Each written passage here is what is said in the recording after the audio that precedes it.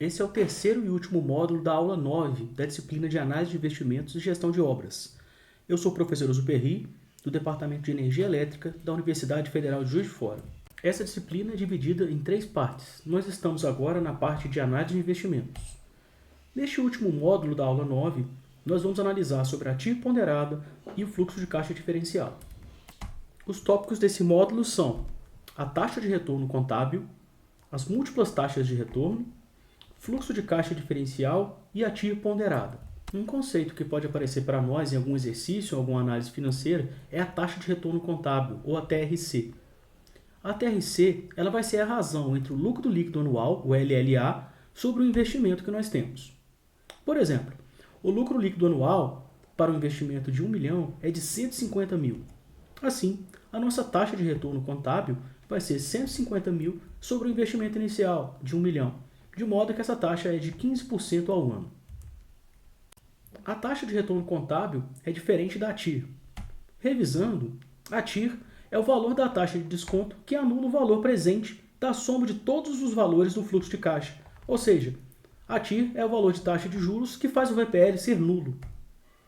Para a gente conseguir uma boa estimativa da TIR, a gente tem uma dica: somar todos os valores do fluxo de caixa, desconsiderando os juros.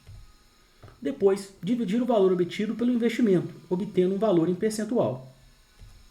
Depois, dividir esse valor pelo número de períodos. E este é o valor em cálculo de juros simples, sendo uma taxa de partida. Por exemplo, vamos calcular a TIR do seguinte fluxo de caixa. Nós temos um investimento de R$ 50 e recebimentos do ano 1 ao ano 4 de R$ 30. O total acumulado é de R$ 70. Desse modo, 70 dividido por 50 vai dar 1,4. 1,4 dividido pelos 4 anos dá 35%, que é uma estimativa que a gente vai ter dos juros simples nessa operação. Assim, a gente pode usar isso como uma estimativa inicial para calcular a TIR. Para calcular a TIR é muito fácil. A gente pode usar aqui o comando TIR e pegar todos os valores do fluxo de caixa. Lembrando que o cumulativo não é do fluxo de caixa, é a soma dos valores apenas. Aqui nós podemos usar a nossa estimativa inicial, que era de 35%, embora ela não seja necessária. Então nós chegamos na nossa estimativa da TIR de 47%. Agora, vamos traçar um gráfico do comportamento do VPL em relação à taxa de juros. A gente vê qual que é o comportamento dessa curva, né? Então, basicamente a gente calcula o VPL para taxas de juros variáveis. Então, vou calcular o VPL do fluxo de caixa. Vai ser o VPL, uma taxa de 10%. Faltou o ponto e vírgula. Todos os valores que a gente tem aqui no fluxo de caixa que não estão no presente, mais o valor que já está no presente. Então, esse é o fluxo de caixa, esse é o VPL do nosso fluxo de caixa, é uma taxa de desconto de 10%. Para que a gente possa aproveitar isso para passar isso para as outras colunas, né, nós vamos ter que travar a linha. É para ele ficar exatamente com esses valores. Então, eu vou colocar 1% aqui agora para os números, para que a linha se mantenha. A única coisa que eu quero que varie é a taxa de juros, que não é 10%, né? É esse valor da coluna do lado mesmo.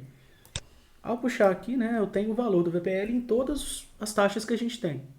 Note que aqui nós não temos o valor de 47%, mas ele está entre 45% e 50%, né? E aqui exatamente entre esses dois que vai ocorrer para a gente a nossa inversão de sinal.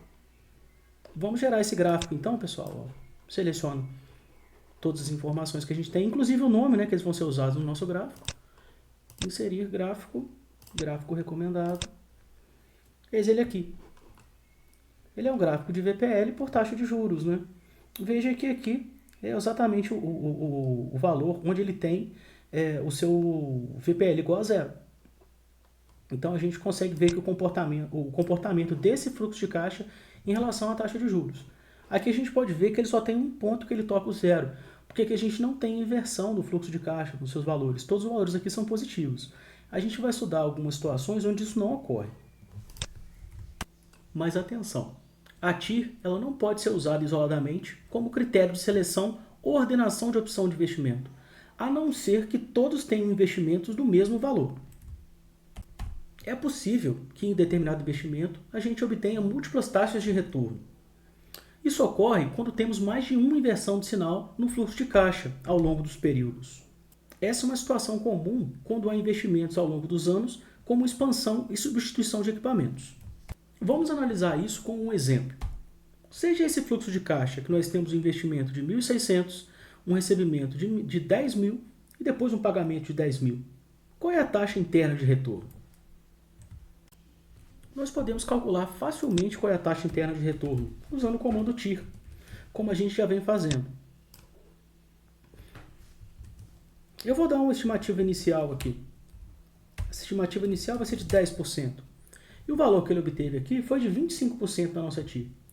Mas vamos supor que a minha estimativa inicial fosse de 500%. Eu vou colocar lado a lado. Aqui eu vou colocar a TIR de todos os valores com a estimativa em 10%. O que ocorre é que, como eu tenho a inversão do sinal, né, eu tenho o sinal negativo, um positivo, depois um negativo, existe mais um valor de taxa de juros que leva o VPL a ser zero. Vamos então analisar graficamente qual é o comportamento do VPL com a taxa de juros. Vamos calcular o VPL para essas taxas de juros aqui e fazer um gráfico. Então, isso vai ser o VPL, a taxa de juros da coluna aqui, os valores que não estão no presente, mais o valor que está no presente. Aqui, então, eu vou travar a minha linha, né? Então, vou travar aqui. Opa, a única coisa que eu não vou travar é justamente o que eu preciso que varie, que é os juros. Veja que está tudo funcionando bem. Então, eu vou replicar essa análise para todos os campos que a gente tem aqui. Assim, a gente pode plotar esse comportamento aqui no gráfico e ver qual é o comportamento do VPL em relação aos juros. Veja que aqui a gente tem uma mudança de comportamento, né? O VPL ele vai subindo, ele chega aqui, a gente já sabe que é em 25, que a gente calculou, do valor igual a zero, e depois disso ele sobe até por volta de 100% de juros. Mas ele começa a cair até que ele tem um novo valor de TIR, né? De 400%. Então aqui a gente vê que como tem essa inflexão, a gente tem a mudança de sinal, a gente tem um ponto de inflexão aqui que gera a gente ter duas TIRs diferentes, são múltiplas taxas de retorno. Agora nós vamos analisar o fluxo de caixa diferencial e a TIR ponderada, que são os métodos para resolver quando a gente tiver investimentos diferentes. Considere o seguinte exemplo de uma empresa que tem a TMA de 15%. Então eu tenho a alternativa A, que eu invisto 40%, recebo 15, 20, 15 e 15, o que totaliza 25, né, se a gente somar todos esses valores. E tem a alternativa B, que eu pago 60, recebo 30, 22, 20 e 20. No acumulado, isso dá 32. Vamos calcular qual que é a TIR do investimento A e investimento B. Bem, como que a gente calcula a TIR do investimento A? É muito fácil. TIR, todos os valores do fluxo de caixa, lógico que o total não vai entrar, né? E nós temos a estimativa da TIR no investimento A. Se a gente fizer simplesmente isso, né, puxar para a linha de baixo, a gente tem a estimativa do investimento B. Assim, a princípio, a gente pode ser levado a achar que o investimento A é melhor do que o investimento B, uma vez que a gente tem que a TIR desse investimento é maior do que a do investimento B. Assim, uma simples ordenação colocaria que a TIR A é maior do que a TIR B, portanto, o investimento A é superior. Porém, é uma conclusão errada, porque os investimentos de A e B são diferentes, e a TIR não pode ser utilizada unicamente como método de solução quando os investimentos são diferentes. Nós vamos ter que fazer algumas análises posteriores. Uma das análises que a gente pode fazer é chamada de fluxo de caixa diferencial, onde nós vamos pegar o investimento maior e subtrair o menor dele. Assim, o fluxo de caixa diferencial vai ser a diferença entre os investimentos. Nesse caso, o B menos o A, porque o B é maior. Então vai ser o B menos o A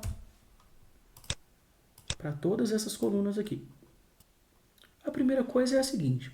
Se eu tenho 60 para aplicar, quando eu aplicar 40 aqui, os 20 residuais vão estar aplicados a TMA. Então o rendimento dele, se eu escolher a alternativa A, vai ser 40 aplicado na A e 20 na TMA. Ou todos esses 60 aplicados no B. É isso que a gente vai ter que ver o que é melhor. Então, Isso aqui é a diferença entre o B e o A. Fazer o investimento B é equivalente a fazer o A mais essa beiradinha aqui. Portanto, o que eu tenho que avaliar é, o meu 20 fica mais bem aplicado nessa beiradinha ou na TMA. Então, eu tenho que confrontar o rendimento do fluxo de caixa diferencial com a TMA. Vamos então calcular qual que é a TIR desse investimento. A TIR do fluxo de caixa diferencial é igual a 17,24%. E a minha TMA é de 15%. O que significa que é melhor eu investir no investimento do fluxo de caixa diferencial do que investir na TMA. Só que investir nesse investimento significa investir na alternativa B, que é a soma disso com isso. Assim, a gente conseguiu ordenar corretamente agora. O investimento B é melhor, porque os 20 a mais que a gente tem aplicado no B rendem acima da TMA. Nós podemos então resumir o raciocínio a isso. Considerando que o excedente de A fosse reinvestido, ele estaria reinvestido na TMA, portanto renderia 15%. Porém, o que observamos é que a TIR do fluxo de caixa diferencial é maior do que a TMA. Dessa forma, vale a pena o investimento adicional no projeto B, devido aos benefícios incrementais. Outra forma de avaliar é através do cálculo da rentabilidade ponderada. Para avaliar o problema, nós podemos calcular a rentabilidade ponderada de cada um dos projetos. Ou seja, da alternativa A TIR ponderada vai ser o investimento em A vezes a TIR desse investimento, mais o excedente vezes a TMA sobre a soma dos dois. O que vai ser o quê? 40 vezes a TIR mais 20 aplicados à TMA, sobre a soma dos dois, que é 60. A TIR ponderada dessa alternativa é de 19,02%. No caso da alternativa B é a mesma coisa. Investimento B vezes a taxa de retorno B, mais o excedente vezes a TMA, sobre a soma dos dois. A diferença nesse caso é que o excedente é zero, uma vez que o investimento já é de 60. Então a TIR ponderada B é de 21,42. Assim fica mais fácil a gente perceber que o investimento B é superior ao investimento A, porque a sua rentabilidade ponderada é superior à rentabilidade ponderada de deixar parte do meu investimento no investimento A e parte do meu capital investido na TMA. Mas isso ocorreu porque a nossa TMA era de 15%. Vamos fazer uma análise gráfica novamente, calculando o VPLA, o VPLB e o VPL da diferença de B e A, variando a taxa de juros. Então nós vamos analisar graficamente qual é o comportamento da nossa decisão, quem é melhor investimento. Nós podemos calcular o VPL simplesmente como VPL a essa taxa de juros e os valores que não estão no presente. Aqui é o total, ele não entra. Mais o valor que já está no presente. O que devemos fazer agora é travar essa linha, né? A única que pode variar aqui é a taxa de juros. Então assim, a gente vai ter os valores de VPL para diferentes taxas de juros. Vejam aqui que para o valor de 23,04, que é a nossa TIR, o VPL dá zero, o que é esperado. Agora nós vamos fazer o mesmo para o VPLB. O VPLB vai ser a taxa de juros, os valores que não estão no presente, acrescidos do valor que já está no presente. Eu vou travar a nossa linha aqui.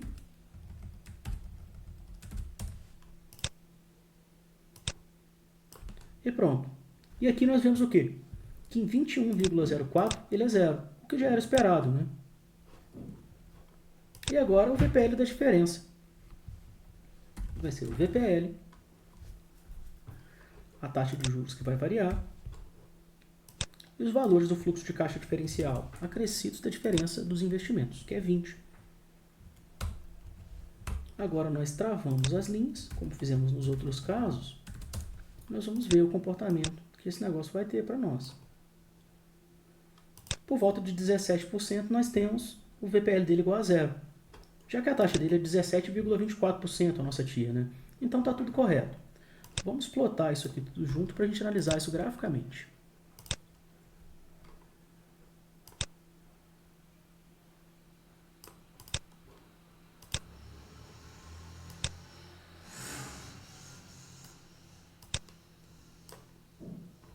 Então, eis aqui o nosso gráfico, pessoal. Veja quem tem o maior VPL em cada uma das situações. Quem tem o maior VPL é o menor investimento. Olha aqui, para uma taxa de 15%, aliás, para essa taxa de 17% aqui para baixo, quem está maior aqui é a linha amarela, o VPLB. De modo que, se a nossa TMA fosse abaixo de 17, o que valia para a gente é fazer o projeto B. Por outro lado, se a gente tivesse uma TMA acima de 17, quem valeria a pena é o projeto B, porque essa linha está acima. Como que a gente sabe disso, né? Porque a gente sabe, pelo fluxo de caixa diferencial, que a taxa de 17,4% é quanto está rendendo o incremento do projeto B em relação ao projeto A. Se essa taxa rende mais, essa taxa está aplicada esse valor está aplicado na TMA, né? Se a TMA é maior do que isso, é porque o projeto A é melhor. Se a TMA é menor do que isso, que foi o que ocorreu, porque a gente tinha uma TMA de 15, o projeto B é melhor. Então, graficamente, a gente consegue olhar isso também. Só olhando aqui quem é o maior VPL para dada taxa de juros. Nessa aula, os exemplos foram retirados do livro do Laurencel e do Rezende Filho, o Engenharia Financeira. Muito obrigado por assistir e até a próxima.